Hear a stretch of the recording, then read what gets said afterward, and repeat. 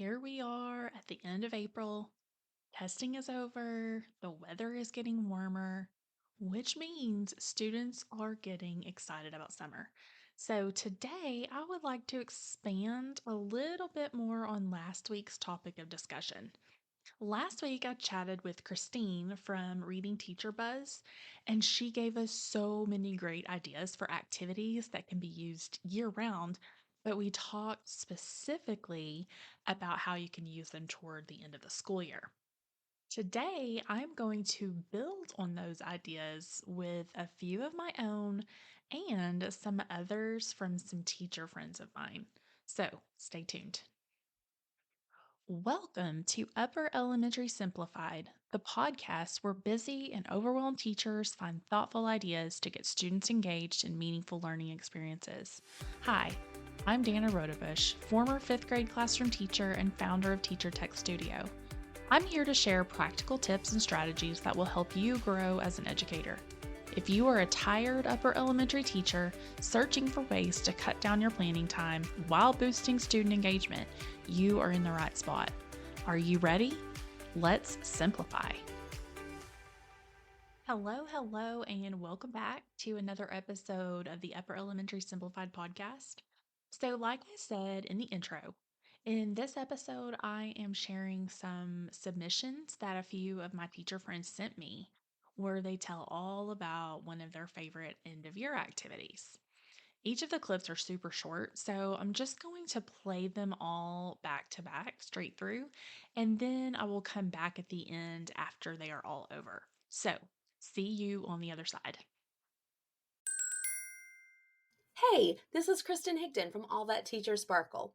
One of my absolute favorite activities to do at the end of the year is allowing my students to write letters to their future selves. I love this activity because it is super sweet, but oh my gosh, it's so easy. It's literally no prep. And just grab a piece of paper, the kids write dear and then their names, and then they literally write to themselves. They talk about the things that they have enjoyed that school year. They talk about the things that they love right now, who their best friends are, what their favorite movie is. And then they even give themselves advice, which is always really adorable. But you just take those letters when they're finished and I put them in a folder and I just write the date on the outside of the folder for when I want to give those letters back to the kids. And so what I'll do is sometimes we get them back like at the end of 8th grade when they're graduating middle school and going up to high school. Sometimes I send them when they're graduating high school. Lots of times I just let the kids decide like when they want their letters back. And so we just kind of agree to one consensus of when we want them back. But when that date comes, I reach out to either the principal of that school or I reach out to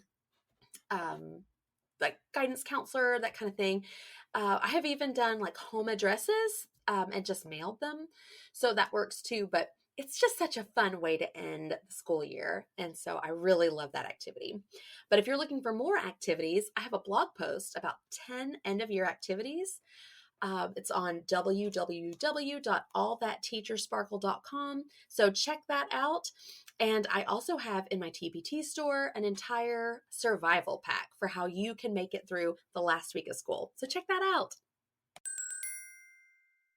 Hello teachers, this is Krista from Enharmonic Education, and I'm about to introduce you to your new favorite end-of-year activity. Imagine it's the last week of school, your students just turned in their Chromebooks, your grades are done, and you're still trying to fill time for the rest of the week and end your school year on a high note. I have the perfect game for you to keep your students engaged, keep morale high, and leave your students with happy memories from their school year with you. It's called Summer Music Bingo. It comes with 50 cards that you can print in color or black and white, and there is a bonus Spotify playlist that corresponds with the game. So in this version of Bingo, the teacher presses shuffle and play on the Spotify playlist. Students listen to the song until they can figure out the song title. Some songs students might get right away because they already know the song title. Other songs might be new for your students, so they have to quietly listen until they can catch the song title. When I have played this with my students, I usually just play the first 30 to 60 seconds or so of each song because that's usually how long it takes for a song title to come up in the lyrics. My students last year begged to play this again and again, and the prep is so easy for you. You print the summer music bingo cards, click shuffle on the ready-to-use Spotify playlist, and play.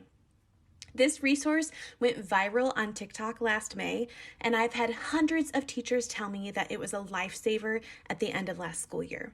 You can find Summer Music Bingo and my whole Music Bingo collection on Teachers Pay Teachers at my shop, Enharmonic Education. This is Ashley from Learning with Miss LeGros, and one of my absolute favorite end of the year activities is Math Jenga. So it engages students in meaningful review, and it's also a great partner or small group center that allows students to stay occupied while you finish up important benchmarking or intervention lessons. All you need is review worksheets, and you can color code different problems or sections to match your Jenga blocks that you just color on the side with that color. It helps review all major math standards, and I made my own version for both third and fourth grades completely free. You could grab it in the show notes. Hi, I'm Joyce from Catch My Products. I taught gifted and talented for 30 years, and I know how crazy the end of the year can be. So here are 3 end of the year activities to engage your kids while also developing critical thinking skills. My first idea is called a sing-off.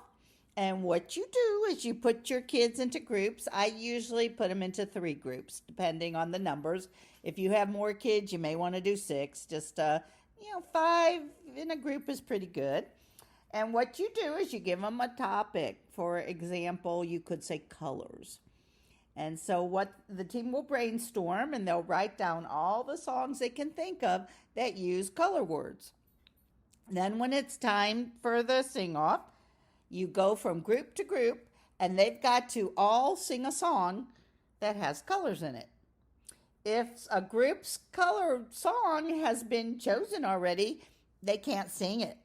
The last group standing is the winning team. You could go on, or that could be a winning team for that round or for the game. If you want to go on and do more rounds, you can do numbers, love songs, anything that relates to songs, a word. And they really enjoy this. Another thing you can do is play California Lemonade. This is an outside game that involves running. And you know kids love to run. What you do is you divide them into 2 teams. Each team gets together and they decide on an occupation, what they're going to be, and where they're going to be from. Then the 2 teams face off against each other. The first team will say, "Where are you from?" And they're going to tell them where they're from. For example, they could be from Vermont. Then they say, "What do you do?" And they say, "Make lemonade." Next, the kids will act out whatever it is that they do, and it has to relate to where they're from. For example, if they're from Vermont, they could be professional skiers, and so they act out skiing. The first team will guess what they're doing. Every time they're wrong, the team takes a step back. Once they guess the right answer, the team takes off running. They chase them, and you could have a time limit, okay? And they try to tag people, or you could have them try to get across the line, however you want to do it. And anybody left standing gets them a point. And finally, after you've riled them up with all these games, you can give them logic puzzles. I love logic problems. They're great for teaching kids how to think. My store makes logic problems, among many other things. And I have provided a link where you can go to Catch My Products and get logic puzzles. You can have them do the logic puzzles independently if you want to calm them down. Or if you're a glutton for punishment, hey, put them in teams. They'll get wound up with logic problems too. I appreciate you letting me be on your podcast, and have a great day. Thank you. Hello, my name is Erika Minetti and I teach math to upper elementary, middle school and sometimes high school here in Italy. I teach in an international school. I know that my English is not perfect, but as I always say to my kids, my math is. I use a lot of digital activities, almost only digital activities that are self-checking and gamified stuff like pixel art or escape rooms or stuff like that, or digital choice boards, so that they can work on the skills that they need to work the most. Hey, teacher friends, this is Samantha with Secondary Urban Legends, and I'm here to share with you my favorite ending of the year activity to do with students. And of course, it deals with literacy. A literacy magazine is a wonderful, engaging activity for students to be able to share about the books that they have read throughout the school year. In the magazine, they can write advice columns, news articles, fan fiction. They can do summary poems, feature articles, or anything else that can typically be found in a magazine.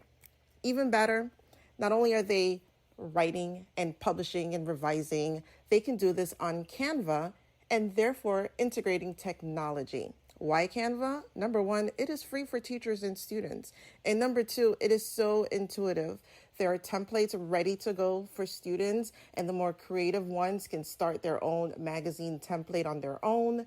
And this project is perfect for collaboration, or students may choose to do it on their own. Hey there, this is Laura from Happy Teacher, Happy Students on TPT. My number one favorite thing to do the last week of school is, of course, what most teachers do. They give us some sort of end of year awards, right? But what I especially love to do was I let the students vote on who was going to win each award. So I have this product free in my TPT store. It's been there for years, has over 100,000 downloads. They're editable end of year awards with a voting ballot. So the kids would take this so seriously. There'd be awards from amazing artist, awesome athlete, ray of sunshine, future scientist, and the kids get to vote on which classmate they think deserves which award. And what's wonderful and really shows how great your classroom community is 99% of the time, students picked the exact same kid for an award that I would have. They know their classmates well. Let them help you pick these awards. And everybody loves it because they get something special and it's voted on by their classmates. And again, I have that in my store, Happy Teacher, Happy Students. If you look up End of Year Awards, it's free. Enjoy. Hi, this is Christine over at Reading Teacher Buzz, and I'm here to talk to you about one of my favorite activities to do at the end of the year. It's a STEM activity, and I like to call it Potato Racer. So after a unit of studying maybe force and motion, friction, possibly simple machines, we have an end activity after the unit and we race potatoes. You can either have them make the potatoes in class or at home. If you have them in class, you can have them bring in different materials. You'll need materials for axles, materials for wheels, materials for decorating if they want to decorate it. So when it's race day, you need to make a ramp. You can just make it out of books and maybe like a 2x2 or something to go down. And what I have the kids do is, take the potato racer, put it at the top of the ramp, and then just drop it. They can't force it to go. And then however far it goes, then the student measures it. And how I keep all the other students engaged is I have them record the measurements of all the students. So if Susie did hers and she went 2 feet 3 inches, I have, okay, everybody write down Susie 2 feet 3 inches. That way they're all kind of engaged and not goofing off and that kind of thing. I give each student 2 tries, and then we take the longest one and we declare a potato racer winner. So that was my fun idea. I do have an activity to go with it that does incorporate some reading and writing with the potato racer, so you can check that out below. Thank you very much. Thank you so much to each of the teachers who submitted a voice recording of one of their favorite end of year classroom activities. I hope that you got some inspiration from listening to these ideas. It is always super helpful for teachers to listen to other teachers, so I am happy that these ladies took the time to share. I'm going to end this episode by letting you know a little bit about my new end of the year math activities. Inside the pack, there is a math vocabulary word search puzzle, a multiplication color by code, math picture puzzles, which are set up scavenger hunt style, and a math puzzle relay, which also has differentiated questions for grades 3 through 5. All of these activities have a really fun summer theme. I'm telling you, these activities were so much fun to make. I used so many cute summer themed pictures, and I had to work my brain to set up the puzzles and the codes. And I threw in a riddle. And it was just a fun one. So if you want to check those out, you can find it at teachertechstudio.com/EOY math. And I will also leave that link in the show notes for today's episode. Thank you again for tuning in today, and I will see you next week, same time, same place. Have a great week. Thank you so much for listening to this episode of Upper Elementary Simplified. I hope you are able to take away something useful that will help you grow as a teacher. I do have a quick favor to ask before you go. If you are enjoying the podcast, please let me know by leaving me a review. It really does make a difference because reviews impact search results, which helps me to expand my reach to other educators. Plus, I love to read my listeners' comments. Until next time, keep life simple.